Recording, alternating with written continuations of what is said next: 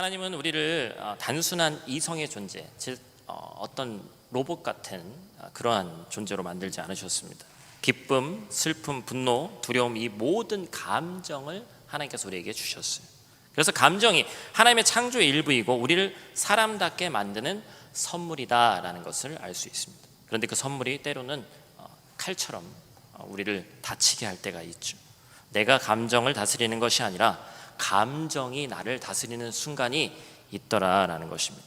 성경 속 인물들도 감정이 풍부한 사람들이었습니다. 그래서 그 있는 모습 그대로 성경에서는 그리고 있는데, 다윗은 왕이었는데, 일반 목동일 때는 그럴 수도 있겠습니다만 왕일 때 어떻게 했다고 그랬죠? 기쁨이 너무 넘쳐서 하나님의 괴가 예루살렘으로 들어오는 것을 참다 못해서 어떻게 했어요? 옷이 흘러 내려가서 바지가 벗겨지는지도 모르고 춤췄고, 그리고 그가 큰 죄를 짓고 나서는 슬픔이 진짜로 그러진 않았겠습니다만 너무나도 커서 침상이 떠내려갈 정도로 울었다. 그래서 여러분, 다윗이 어떤 사람인 걸 알 수 있어요. 감수성이 아주 풍부한 사람이구나, 감성적인 사람이구나. 그러니까 뭘 많이 썼어요? 시편을 많이 썼잖아요, 그렇죠? 예레미야는 눈물의 선지자로 불렸고 예수님조차 나사로의 무덤 앞에서 눈물을 흘리셨습니다. 저는 성경에 기록되어 있는 게 예수님께서 감정을 표현하신 것이 많지는 않습니다만 예수님도 인간적인 모습도 있고 분명히 감정을 많이 드러내셨을 것이다. 그렇기 때문에 감정은 죄가 아닌 것을 알 수 있어요. 그런데 감정이 나를 이끌 때 그 순간이 문제다라는 것이죠. 우리 교회도 청소년들도 지금 함께 예배하고 있고, 우리 주일학교 아이들이 없으니까 지금 한 2주 정도 같이 예배를 주일학교 아이들과 같이 드리다가 지금 이렇게 또 따로 드리니까 이상해요. 얘네들이 조금 떠들어줘야 될 것 같아. 너무 조용해 지금 우리 교회가. 이 사람이 적응한다는 게, 그죠? 청소년, 장년 우리가 함께 예배하고 있는데, 우리 지난주부터 제가 자꾸 이제 우리 과거 모습을 지금 들춰내고 있는데, 우리 학생 시절을 한번 돌아봅시다. 공부하려고 책을 딱 펴는 순간 어머니가 우리 어땠죠? 누구야? 공부 안 하니? 그 말을 들으면 우리 마음이 어때요? 막 더 하고 싶어요? 진짜 하려고 했는데 너무 꼭 어떻게 엄마는 기다렸다가 무슨 CCTV 있는 것도 아닌데 꼭 하려고 하는 순간에 말하냐. 대답이 짧아지고 별로 대답하고 싶지 않습니다. 여러분, 부부도 마찬가지입니다. 지난주에 실제로 있었던 일이에요. 하루 종일 제가 바빴어요. 그리고 월요일인가 제가 좀 정신이 없었나 봐요. 제가 항상 이 주머니에다 잘 넣고 지갑을 넣고 다니는데, 저는 나름대로 풀어 살면서 이게 이 자부심이 있습니다. 뭐냐면 관광객인 티를 내지 말아야 되겠다. 그래서 저는 옆에 이 크로스백을 매지 않습니다. 그래서 모든 걸 주머니에 넣고 다니거든요. 이거 그냥 저만 하는 거예요. 여러분들 안 하셔도 돼요. 그런데 그렇게 하고 제가 분명히 갖고 가고 여러 가지 짐들을 잘 챙겼는데 집에 돌아오려고 하는데 지갑이 없는 거예요. 제가 멘붕이 왔어요. 왜냐하면 우리 지갑에 모든 게 다 들어있잖아요.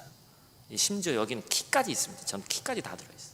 그래가지고 하루 종일 노심초사하다가 집에 딱 왔는데 제 책상에 지갑이 딱 놓여져 있는 거예요. 너무 다행이죠. 그때였어요. 그 정말 너무 힘든 그래서 딱 사람이 늘어져 가지고 앉아 있는데 저희 아내가 여보 빨래 좀 걷어와요. 여보 설거지 좀 해요. 막 올라오죠, 그죠? 저희 이따가 또 이런 얘기는 하시면 안 돼요. 저희 아내한테는 하면은 또 많이 하지는 않습니다. 타이밍이 안 좋았다는 얘기를 하는 거예요. 제가 말이 부드럽게 안 나가죠. 표정이 굳고 목소리가 올라갑니다. 이게 뭐예요? 바로 감정이 앞서는 순간이다. 감정은 우리를 웃게도 하지만 한순간에 관계를 무너뜨리기도 합니다. 그 순간이 단지 어떤 인간관계의 문제라면 그냥 넘어갈 수 있지만, 우리의 신앙의 근간을 흔드는 순간이라면, 그리고 내 믿음의 길을 바꿔버린다면 너무나도 중요한 순간이죠.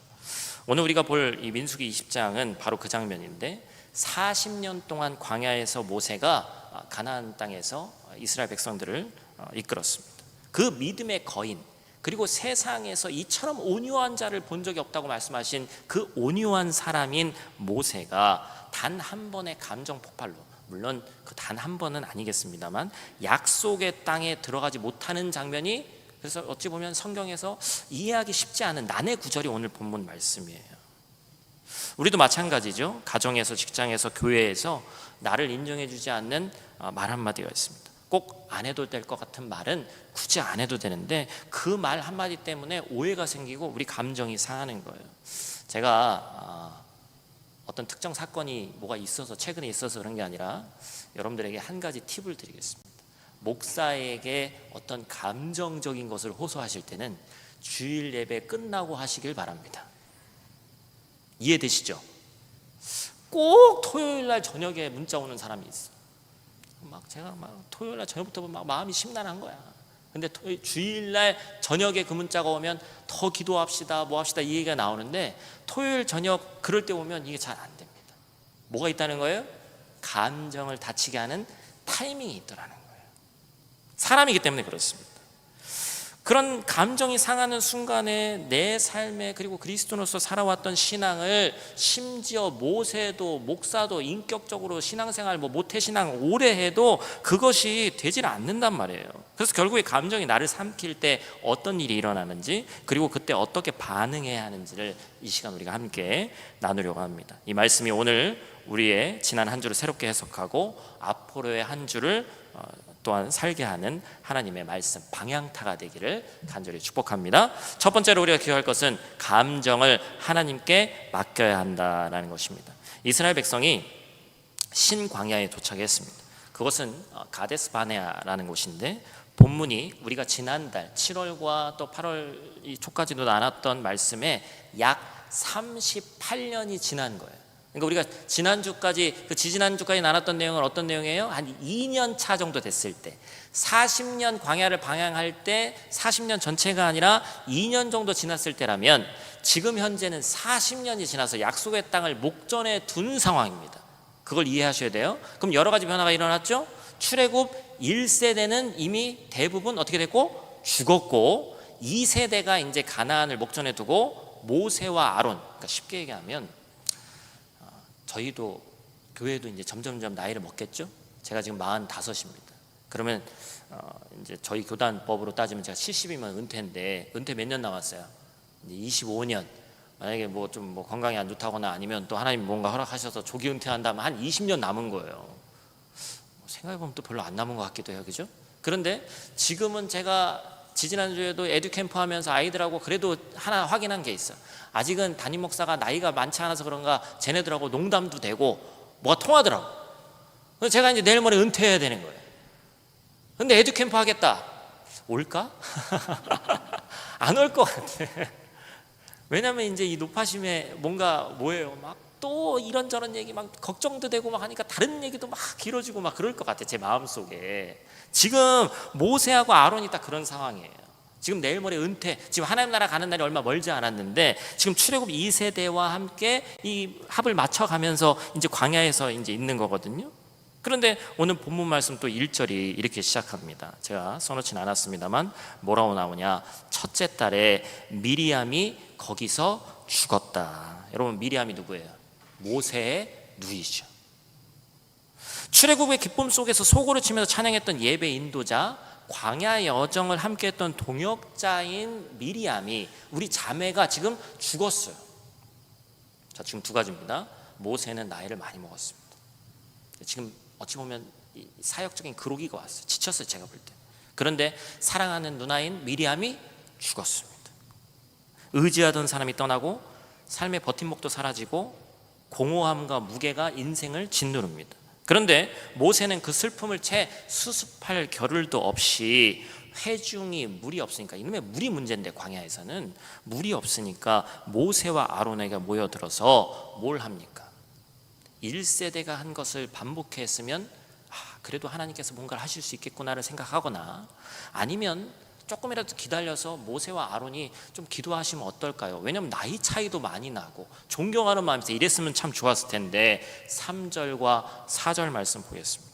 우리 한번 또 같이 큰 목소리로 같이 읽겠습니다. 백성이 모세와 다투어 말하여 이르되 우리 형제들이 여호와 앞에서 죽을 때에 우리도 죽었더라면 좋을 뻔하였도다. 너희가 어찌하여 여호와의 회중을 이 광야로 인도하여 우리와 우리 짐승이 다 여기서 죽게 하느냐. 얘가 여기 옆에도 써놨습니다만 다투다라는 말이 히브리어로 리브라고 하는데 말싸움이 아니라 법정에서 고발하겠다는 얘기예요. 지금 40년을 같이 했던 리더고 연배가 훨씬 있는 지금 하나님의 이 친구라고 불리우는 모세인데 그 사람을 출애굽 2세대 이 젊은 사람들이 뭐라고 하는 거예요? 또 고발하겠다. 40년 동안 목숨 걸고 이끌었는데 돌아오는 것은 감사가 아니라 네가 문제다. 우린 그냥 이집트에 계속 있었어야 했어요. 이 짓을 40년 동안 하고 있는 거예요. 여러분, 리더로서 어떤 마음이 들겠어요? 억울하고 서운하고 모세 마음의 깊은 곳에서 부하가 치밀어 올랐을 것입니다. 리더의 자리에 있으면 더 느낍니다. 최선을 다해서 사랑하고 섬겨도 돌아오는 게 꼭 감사와 긍정적인 반응만은 아니구나. 제가 이제 해외에서 담임 목회하면서 많은 분들의 연락을 받죠.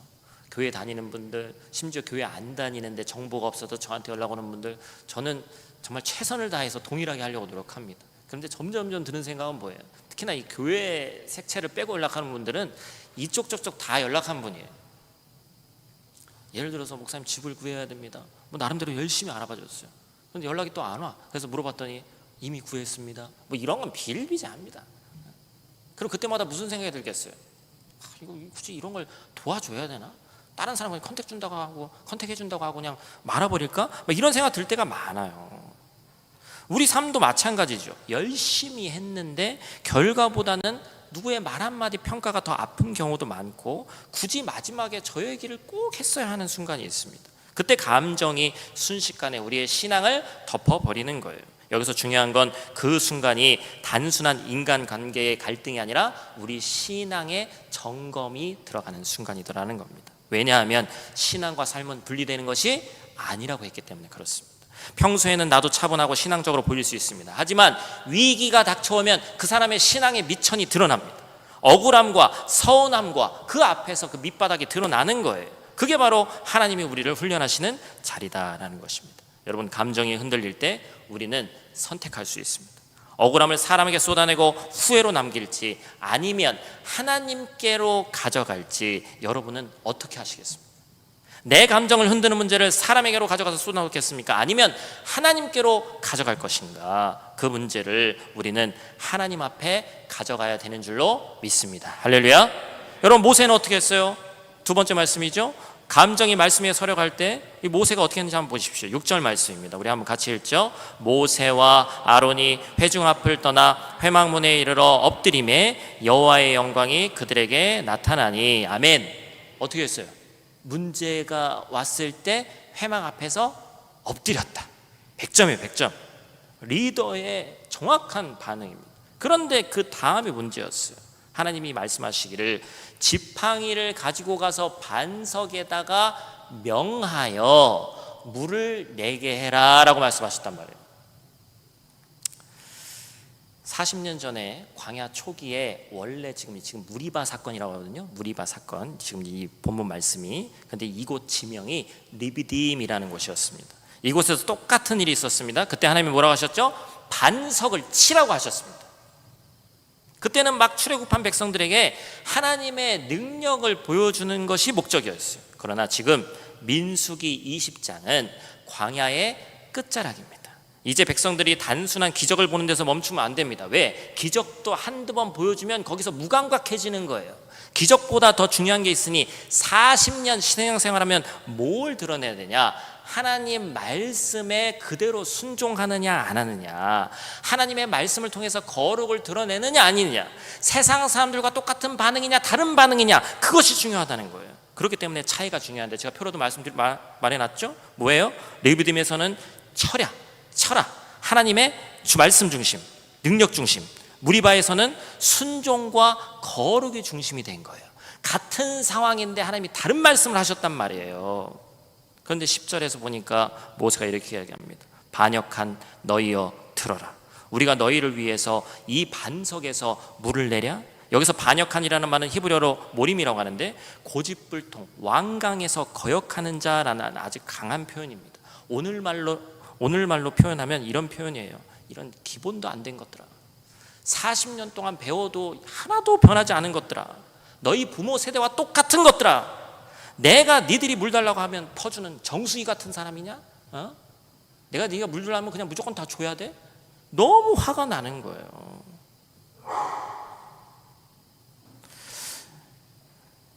아이들도 마찬가지죠. 아까 저희 집 얘기를 잠깐 했습니다만, 집에 오자마자 엄마 무슨 밥을 맡겨놓은 것도 아닌데 애들이 밥밥 얘기하고, 제가 이 주일날이나 아니면 뭐 아이들 그런 거 피자 같은 거 파티하고도 항상 하는 얘기가 있습니다. 저번에 에듀캠프에 얘기하고도 했는데 피자를 먹었어요. 어떤 애는 저 다음 세대 정도 되면 그런 얘기를 안 해야 될 것 같은데 피자는 밥이 아니라는 거예요. 집에 가서 밥을 먹겠대 자기는. 이게 밥이야. 집에 가서 엄마 힘들게 하지 마. 근데 뭐 그런 얘기 뭐 우리가 너무나도 많이 듣잖아요. 아빠한테 당연히 해야 될 것들, 엄마에게 당연히 해야 될 것들 무슨 맡겨놓은 것처럼 그렇게 이야기를 합니다. 모세도 마찬가지죠. 그날 그 백성들에게 똑같은 생각이 들었을 거예요. 문제는 그날 그 모세의 마음 가운데 하나님의 말씀 위에 감정이 올라갔습니다. 하나님은 말로 하라, 명해라라고 얘기하셨지만 모세는 이미 말투에 분노가 묻어있고 결국 지팡이로 그 반석을 2번 쳤습니다. 여러분 뭘 상상할 수 있어요? 마음에 짜증이 나, 한심한 이것들하고 내가 계속 있는 것 자체가 너무 싫은 거예요. 여기서 중요한 영적인 원리가 나오죠. 감정이 말씀을 가리면 하나님의 거룩이 사라집니다. 하나님이 이렇게 말씀하셨습니다. 12절 말씀, 너희가 나를 믿지 아니하고 내 거룩함을 나타내지 아니한 고로 너희는 이 회중을 내가 그들에게 준 땅으로 인도하지 못하리라. 하나님은 결과보다 과정을 중요하게 여기십니다. 여러분 물은 나왔습니다. 결국 이스라엘 백성들이 물 먹었어요. 사람들이 기뻐했습니다. 와, 물이 나왔다. 그런데 하나님이 묻는 거예요. 하나님의 거룩이 드러났느냐? 내 말씀대로 순종했느냐? 사람은 성과를 보고 결과를 보지만 하나님은 순종을 보신단 말이에요. 혹시 우리도 과거에 은혜 받았던 방식이 있는데, 과거에 내가 하나님 만났던 방식이 있는데, 과거에 내가 신앙생활하던 방법이 있는데 하나님이 오늘 주시는 새로운 순종의 방식을 놓치고 있지는 않은지 생각해 봐야 됩니다. 40년 전에 맞았지만 지금은 틀린 방법이 될 수도 있어요. 그 차이를 구분하는 건 내 경험이 아니라 하나님의 말씀입니다. 그러니 감정이 올라올 때 한 박자 멈춰서 하나님 말씀에 귀를 기울여야 됩니다. 그 순간 내가 옛날 방식으로 나아갈지 아니면 새로운 말씀에 새로운 하나님의 음성에 귀 기울일지를 순종할지가 결정되는 거예요. 그 선택이 내 믿음을 살리고 하나님의 거룩을 지키는 순간이 되는 줄로 믿습니다. 마지막 세 번째로 기억해야 될 것은 약점을 은혜로 바꿔야 한다라는 것입니다. 여러분 모세가 반석을 2번 치니까 하나님께서 단호히 말씀하셨죠. 너희가 이 회중 앞에서 내 거룩을 드러내지 못했기 때문에 이스라엘 백성을 약속의 땅 가나안에 데리고 들어갈 수 있다 없다? 없다고 말씀하셨습니다. 우리 모두에게 이런 질문이 떠오릅니다. 하나님, 모세가 한 노력과 모든 행위를 보면 모세 정도는 가나안 땅에 들어가야죠. 이게 지금 내 입장이 아니라서 그런 거예요. 여러분 제가 예를 들어서 굳이 영적인 천국이라고도 가나안을 비유하니까, 물론 모세는 기도할 때도 뭐라고 기도했어요? 나는 천국 하나님 나라 들어가지 않아도 되니까 이 이스라엘 백성의 회개를 받아주세요 라고 얘기한 기도, 대단한 리더이긴 합니다만, 하나님 이 정도 실수면 받아주시고 가나안 땅에 들어가주게 하셔야지. 모세가 어떤 사람입니까? 그런데 하나님은 이 사건을 단순한 감정 조절 실패가 아니라 무슨 사건으로 보신 거예요? 하나님의 거룩을 가린 영적인 사건으로 보셨습니다. 여기서 분명히 해야 될 것은 하나님이 모세의 감정 자체를 문제 삼으신 게 아니에요. 교회 다니는 사람은 마음대로 화도 못 내냐 이 얘기가 아니에요. 여러분, 감정은 하나님이 주신 창조의 일부라고 말씀드렸어요. 우리 모두에게 약점이 있습니다. 어떤 사람은 분노, 두려움, 자존심, 어떤 사람은 인정받고 싶은 그런 마음이 약점이에요. 그런데 그 약점을 사람 앞에서 터뜨리면 하나님의 거룩이 가려지더라는 거예요. 그래서 시편 62편 8절은 이렇게 얘기합니다. 백성들아 시시로 그를 의지하고 그의 마음을 토하라. 하나님은 우리의 피난처 시로다. 아멘. 할렐루야. 하나님이 우리의 뭐라고요? 사람에게 쏟아놓으면 아무리 가까운 사례라도 그것이 나에게 돌아오게 되어 있습니다. 그런데 하나님에게 내 상한 마음과 감정을 쏟아놓으면 하나님께서는 우리의 전적인 피난처가 되어주신다는 거예요. 그럼 여러분, 모세가 가나안에 들어가지 못했습니다. 지금 결과적으로. 그러면 모세는 여러분 실패자예요? 지금 가나안 땅에 이스라엘 백성 데리고 들어가는 게 목적이잖아요. 그런데 그 목적을 이루지 못했어요.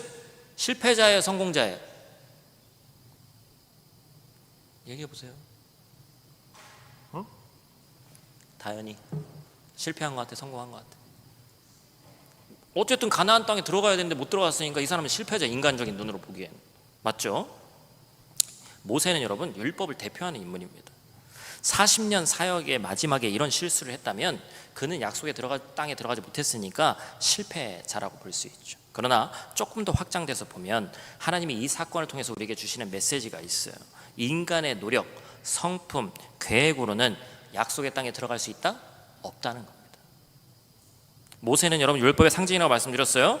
율법으로는 완전해질 수 없고 율법만으로 하나님 나라에 들어갈 수 있는 인간은 이 땅에 존재하지 않습니다. 그래서 모세 오경을 끝으로 결론적으로 모세는 약속의 땅에 들어가지 못했어요? 들어갔어요? 또 질문하는 거야. 성경에서 지금 모세 오경 창출 레미신 끝나니까 모세 빠이빠이 하고 끝났죠? 그 다음에 어디 등장하는 데 없나요? 약 2500년 뒤에 어디서 등장합니까? 성경 말씀 봐야지. 제가 이원희 목사가 지어낸 얘기가 아니니까 성경을 보면 어딘가 나온다는 거예요. 그죠? 마태복음 17장 1절에 3절 말씀 우리 한번 크게 읽겠습니다. 엿새 후에 예수께서 베드로와 야고보와 그 형제 요한을 데리시고 따로 높은 산에 올라가셨더니 그들 앞에서 변형되사 그 얼굴이 해같이 빛나며 옷이 빛과 같이 희어졌더라. 그때에 모세와 엘리야가 예수와 더불어 말하는 것이 그들에게 보이거늘. 아멘. 모세가 죽고 수천 년이 지났는데 이거 뭐라고 그래요? 변화산 사건이라고 하죠. 그죠? 변화산에 주님께서 계셨을 때 그 곁에 모세가 있었습니다. 우리 하나 알 수 있죠? 모세는 천국 갔어요? 어디 딴 데 갔어요? 지금 주님과 얘기하고 있는 변화산에 있는 이 사람은 천국 간 사람이에요. 확증된 두 사람이 있는데 물론 에녹 이런 사람도 살아있는 채로 들림 받긴 했습니다만 지금 모세와 엘리야는 천국 갔다는 게 확증된 사람이에요. 이 사람들은. 그렇죠? 지금 예수님이 계신 곳이 바로 구약에서 말하던 가나안 땅에 있는 산이란 말이에요. 율법으로 들어가지 못했던 약속의 땅에 뭐로 들어갔습니까? 예수 그리스도의 은혜로 들어간 줄로 믿습니다. 여러분, 그래서 이게 은혜인 거예요. 인간의 노력과 행실과 율법으로는 완성품이 나올 수가 없는데 아무리 인간이 부족하고 승질 내고 그 앞에서 세상 말로 깽판 쳐도 예수 그리스도의 은혜만 있으면 하나님 나라 백성이 되고 하나님 예수 그리스도의 은혜로 말미암아 그 피로 말미암아 약속의 땅을 반드시 밟게 되는 줄로 믿습니다. 그렇기 때문에 교회는 우리 그리스도인은 물론 목사님은 좀 성품도 좋고 교회 리더하고 목자 정도 하면 인품도 좋아서 막 이런 거 다 기대하지만 인간이 인간에게 그런 것을 기대하는 순간 죄송하지만 실망만 더 커집니다. 너무 우리 신앙생활하면서 많이 봤잖아요. A 집사님, B 장로님 그거 기대했다가 우리가 얼마나 많이 비었습니까? 세상 말로. 자신의 실수로 밟지 못한 땅을 하나님의 은혜로 예수 그리스도와 함께 얼굴을 맞대고 변화산에 서 있는 모세. 율법이 할 수 없었던 일을 은혜가 완성했어요. 여러분, 이게 복음입니다. 그렇기 때문에 우리는 약해도 됩니다. 왜요? 복음이, 은혜가 강하기 때문에 그렇습니다. 우리의 감정의 순간조차 하나님은 회복의 재료로 사용하십니다. 동시에 오늘 본문은 경고하는 거예요. 감정이 말씀 위에 올라서면 하나님의 거룩이 가려지고 그 결과가 치명적이다. 그래서 우리는 약점을 숨기지 말고 사람 앞에 터뜨리지 말고 하나님의 임재 앞에 내려놓아야 됩니다. 그래서 사실은 우리 하나님께 기도할 때마다 눈물이 안 날 수가 없어요. 왜냐하면 내 모습 내가 제일 잘 알잖아요. 그죠? 기도할 때마다 내 약점을 하나님께 내어놓으면 우리는 하나님 앞에서 이런 인간이구나 내 자신이 보이기 때문에 기도를 하면서 다른 사람이 보이는 게 아니라 기도하면서 내 자신이 보이거든요. 그럴 때 그 신실하신 하나님께서 그 약점을 통해서 하나님의 거룩과 영광을 드러내시는 줄로 믿습니다. 사랑하는 성도 여러분, 하나님은 오늘 말씀을 통해서 우리에게 질문하십니다. 모태신앙인 너는, 신앙생활 시작한 지 10년이 넘은 너는, 다시 하나님의 백성이 된 너는 지금 무엇에 반응하면서 살고 있느냐? 우리는 너무 자주 사람의 말에 반응하고 상황에 반응합니다. 그러나 하나님은 오늘 우리에게 말씀하십니다. 하나님의 거룩함에 반응해라. 따라해 보겠습니다. 하나님의 거룩함에 반응해라. 또 따라하겠습니다. 하나님의 말씀에 반응해라. 할렐루야. 모세가 한평생 하나님의 손에 붙잡혀서 이스라엘 인도했어요. 그러나 마지막 시험 때에서 그의 마음 깊숙이 자리 잡았던 오래된 상처와 분노가 터져 나왔습니다. 하나님이 그를 버리셨나요? 그게 아니죠. 하나님은 모세를 끝까지 사용하시고 심지어 변화산에서 예수님 곁에 세우셨습니다. 발걸음은 율법으로는 갈 수 없던 곳이었고 은혜로만 들어갈 수 있는 자리였는데, 이것이 바로 하나님의 마음인 거예요. 우리의 실패에도 불구하고 우리를 회복시키시고 은혜로 마침표를 찍으시는 하나님이십니다. 여러분, 우리는 해외에서 살아가면서 끊임없이 작은 무리바를 만납니다. 오늘 무리바 사건이라고 제가 말씀드렸는데, 무리바라는 뜻은 하나님과 다투었다라는 뜻입니다. 여러분, 말 자체가 성립되지 않습니다. 인간이 하나님과 다투었다는 건 말이 되지 않는 얘기예요. 하나님은 우리의 다툼의 대상이 아닙니다. 그런데 지금도 여전히 하나님과 싸우려는 사람이 있습니다. 하나님은 그런 우리에게 이렇게 말씀하시는 거예요. 감정은 내 앞에서 다 내려놓아라. 세상에 그 어느 사람도 하지 못하는 것을 내가 하겠다. 우리가 세상에서 인정받지 못하는 순간, 불합리한 대우를 받고 이해하지 못하는 억울한 일이 있을 때마다 우리는 두 갈래 길 앞에 서는 거예요. 하나는 감정이 나를 이끄는 길이고, 하나는 하나님의 말씀이 나를 붙드는 길인 줄로 믿습니다. 여러분, 세상의 많은 종교는 어떻게 하면 그 신을 인간이 기쁘게 할 수 있을 것인가, 어떻게 복을 받기 위해서 신의 마음을 즐겁게 할 수 있을 것인가에 맞춰져 있습니다. 그러나 기독교는 그렇지 않습니다. 하박국 3장 17절과 18절은 이렇게 얘기합니다. 같이 읽습니다. 비록 무화과 나무가 무성하지 못하며 포도나무에 열매가 없으며 감람나무에 소출이 없으며 밭에 먹을 것이 없으며 우리의 양이 없으며 외양간에 소가 없을지라도 나는 여호와로 말미암아 즐거워하며 나의 구원의 하나님으로 말미암아 기뻐하리로다. 아멘. 오늘을 살고 있는 현대인에게 무화과 나무, 포도나무, 감람나무는 무엇입니까? 돈, 건강, 사람들의 인정. 그러나 그 모든 것이 무너져도 기쁨의 이유가 하나님 한 분이라면 우리의 믿음은 감정이 차마 삼킬 수 없는 줄로 믿습니다. 말씀을 마치려고 합니다. 감정은 하나님 앞에 내려놓을 때 약점이 아니라 은혜의 통로가 됩니다. 그 사람 감정대로 하나님이 사용하시는 거예요. 그 약점이 하나님에게 붙들림 받으면 강점이 되는 겁니다. 여러분, 이것이 단순한 교훈이 아니라 우리의 삶 전체를 바꾸는 영적 원리임을 기억하시고 이 말씀을 가지고 또한 한 주간 승리하는 저와 여러분들 되시기를 간절히 축복합니다.